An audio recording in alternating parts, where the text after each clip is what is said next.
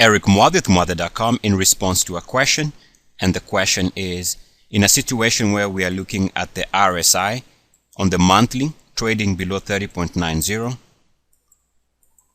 and the stock continuing to make new lows, what is one to make of the fact that, for example, the MACDs are showing a slight improvement? So that's the question, is improving MACDs while RSI and prices continue to make fresh lows.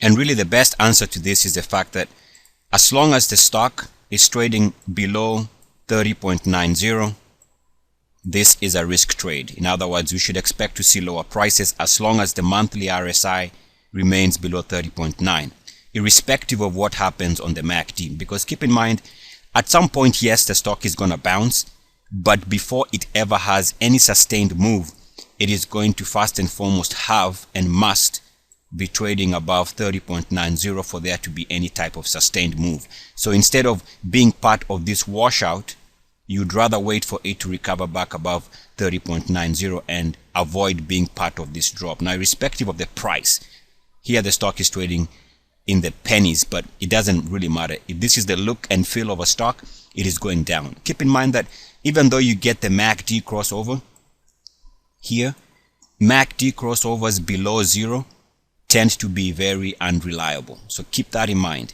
Whenever you see a MACD crossover on the bullish side, but it is below zero, that MACD crossover is not reliable.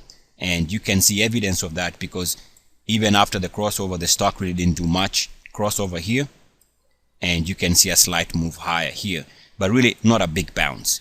So to answer your question, with your prices making fresh lows, RSI below 30.90, improving MACDs, that is not a situation where you want to go long. And in fact, I have to stress this. If you take a look at the long-term all-time data for the stock, you can see that the only time it had a major move was during this period here. So even though you are looking for stocks that have been sold and being sold for way less than they usually trade at, the problem is if you're looking for a momentum stock or if you're looking to make money, you are better off trading the best part of a stock's move, which is when it is breaking out. And more importantly, this also happens to be an area where it is trading above 50, above 61.8, above 69.1, and also trading in this nice area where stocks tend to be bullish. So rather than own stocks when they are bearish, and for example trading below 38.2, which is where you get this drop and you get a loss of value, I would rather we spend more of our time looking for stocks that have momentum, because that is where you get the chance of owning a stock on the way up for a nice major move. Eric Mwadith, Mwadith.com. As always, good luck, peace, and blessings. EACS. Yo soy amor. I am out.